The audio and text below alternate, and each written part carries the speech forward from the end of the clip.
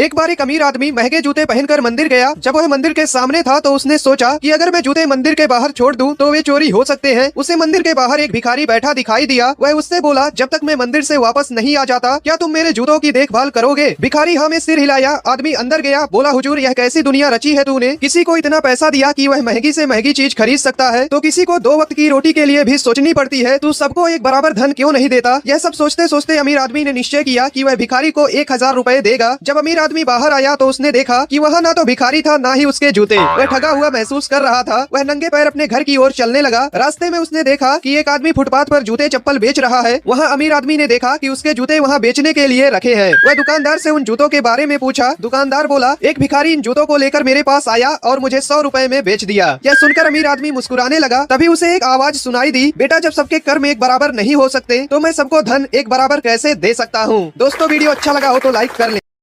एक बार 4 आलसी दोस्त साथ में बैठकर खाना खा रहे थे। उन्होंने जैसे ही खाना खाया तो सब एक दूसरे की तरफ देखने लगे और बोले कि भाई नमक कुछ कम सा नहीं लग रहा। तो सब बोले कि हाँ भाई नमक तो कम लग रहा है। अब बात आई कि नमक लेकर कौन आएगा। अब क्योंकि चारों आलसी थे तो कोई जाना भी नहीं चाह रहा था। तभी एक दोस्त के दिमाग में आइडिया आया कि भाई एक काम करते हैं, जो सबसे पहले बोलेगा वही नमक लेकर आएगा। ये आइडिया लगा सबको बहुत अच्छा। इसीलिए चारों दोस्त अपने मुंह पर ताला लगाकर बैठ गए और वेट करने लगे कि सबसे पहले मुंह किसका खुलता है। ये चारों इतने बड़े डीठ थे भाई के बिना खाना खाए ही सो गए, लेकिन बोला कोई नहीं। अब जब सुबह उठे तो फिर से वही बवाल चालू कि पहले कौन बोलेगा। ऐसे ही करते करते इनको हो गए 4-5 दिन और बिना खाए पिए ये सारे हो गए बेहोश। जब 4-5 दिन से घर से कोई बाहर नहीं निकला तो पड़ोसियों को शक हो गया और वह दरवाजा तोड़कर अंदर आ गए और इन लोगों को देखकर उनको लगा कि ये तो मर गए। इसीलिए वह इन सबको अर्थी पर बांधकर जलाने के लिए ले जाने लगे। जैसे ही लोगों ने पहली अर्थी उठाई तो वो बंदा चिल्ला कर बोला कि भाई मैं जिंदा हूँ। और यह सुनते ही बाकी के दोस्त तुरंत बोले, सबसे पहले बोला तू अब जा नमक लेकर आ।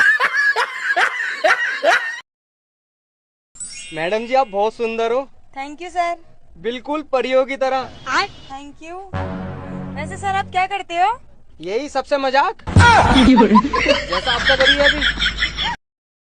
एक बार एक गरीब और अमीर लड़के में बहुत गहरी दोस्ती हुई, लेकिन उन दोनों की दोस्ती के बीच एक और अमीर लड़का आ गया। उसने अपने जैसे अमीर को तो गले लगाया, लेकिन गरीब को धक्का मारकर भगा दिया। फिर पहले अमीर ने पूछा कि तुमने उसे धक्का क्यों मारा? फिर दूसरे अमीर ने कहा कि गरीब से दोस्ती करने का कोई फायदा नहीं, वो कभी काम नहीं आते। फिर पहले अमीर दोस्त की किसी से लड़ाई हो गई और वो मार पीट पर उतर आए। उसने दूसरे अमीर दोस्त से फोन करके मदद मांगी और फिर दूसरा अमीर जब वहाँ आया तो वो अपनी जान की परवाह करते हुए वहाँ से भाग गया और फिर पहले अमीर दोस्त को बहुत मार पड़ी। फिर रास्ते में दूसरे अमीर लड़के को वही गरीब लड़का मिला और बोला कि 2 गुंडे तुम्हारे दोस्त को बहुत बुरी तरह मार रहे हैं। फिर वो गरीब दोस्त अपने दोस्त को बचाने के लिए भागा। फिर वो अपनी जान की परवाह ना करते हुए उन गुंडों को मारने लगा, पर गुंडे उस पर भी हावी हो गए। लेकिन यहाँ बात जीत की नहीं, साथ निभाने की थी, जो उस अमीर ने नहीं गरीब ने निभाई। दोस्त अमीर गरीब नहीं होता, दोस्त वही होता है जो बुरे वक्त में आपका साथ दे।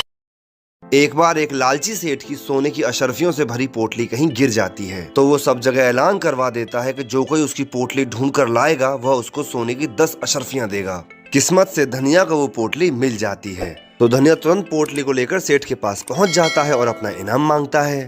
पोटली हाथ में आते ही सेठ के तो तेवर बदल जाते हैं और वो बोलता है, अरे धनिया, जब ये पोटली गिरी थी ना इसमें 20 अशरफियां थी सोने की और अब इसमें सिर्फ 10 हैं। इसका मतलब है तूने अपनी 10 अशरफियां तो पहले ही निकालनी हैं। चल भाग यहाँ से। सेठ जैसे ही धनिया को भगाता है, धनिया सीधा जाता है बादशाह अकबर के दरबार में और बादशाह को सारी कहानी सुना देता है। इसके बाद सेठ को भी दरबार में हाजिर किया जाता है और तब बादशाह अकबर उससे पूछते हैं, क्या तुम्हारी पोटली में पक्का 20 अशरफियां ही थी? 20 ही थी महाराज, लेकिन इस पोटली में तो सिर्फ 10 हैं। इसका मतलब ये पोटली तुम्हारी नहीं किसी और की है और क्योंकि ये पोटली धनिया ने ढूंढी थी इसीलिए इसकी सारी अशर्फियां धनिया को मिलेंगी और तुमको मिलेगा बाबा जी का ठुल्लू। सेठ को अभी भी होश नहीं आया है।